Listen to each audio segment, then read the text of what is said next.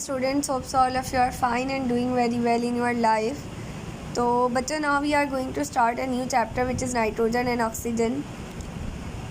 हाँ मेरे बच्चों, इसके MCQ सॉल्व करेंगे जल्दी से इंशाल्लाह, फिर PC के पेपर के भी करेंगे. When ammonium chloride is heated with a base, जब आप अमोनियम क्लोराइड यानी कि अमोनियम क्लोराइड को जब आप NH4Cl को जब आप किसके साथ हीट करें बेटा, जब आप उसको हीट करोगे किसी बेस के साथ यानी कि NaOH के साथ कर दो, तो आपके पास कौन सी गैस लिबरेट होगी बेटा? आपके पास अमोनिया गैस लिबरेट होगी.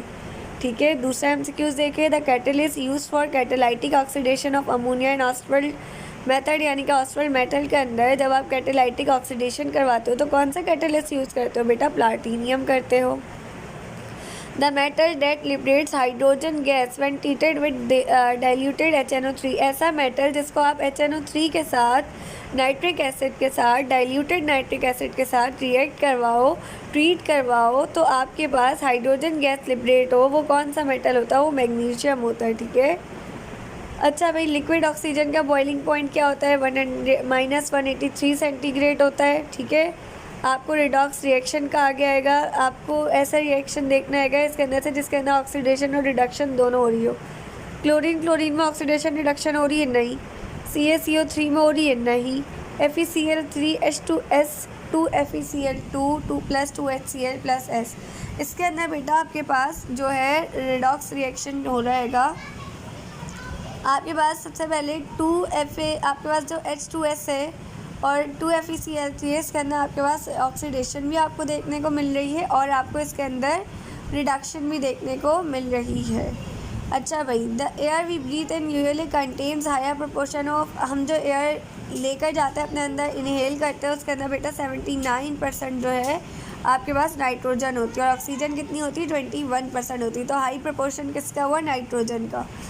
Which one of the following is a easy way to distinguish ozone from oxygen? Oxygen में से ओजोन को हम लोग किस तरह से डिस्टिंग्विश कर सकते हैं बेटा? ओजोन की जो स्मेल होती है ना वो बहुत पिकरिंग किस्म की होती है, बहुत पंजेंट स्मेल होती है, बहुत ज़्यादा बुरी किस्म की स्मेल होती है. तो आप इसके ऑडोर को कंपेयर करके इनको अलग कर सकते होगे. ठीक है. The most abundant element in nature, सबसे ज़्यादा पाए जाने वाले एलिमेंट नेचर में हाइड्रोजन है, क्योंकि आप सबको पता है ज़मीन पर सबसे ज़्यादा पानी पाया जाता है. भाई, यूरिया किससे प्रोड्यूस होता है? यूरिया प्रोड्यूस होता है जब आप कार्बन डाइऑक्साइड को अमोनिया के साथ रिएक्ट करवाओ. ठीक है. तो आपके पास यूरिया बनता है. Hydrogen peroxide is produce in laboratory by heating sulphuric acid. Sulphuric acid को किसके साथ हीट करोगे कि हाइड्रोजन पेरोक्साइड बने? बेटा बेरियम पेरोक्साइड के साथ. ठीक है. Now look at this, fill in the blanks.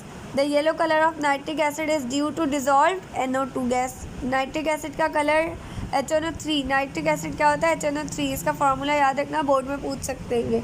इसका कलर येलो किस वजह से होता है? NO2 गैस की प्रेजेंस की वजह से होता है.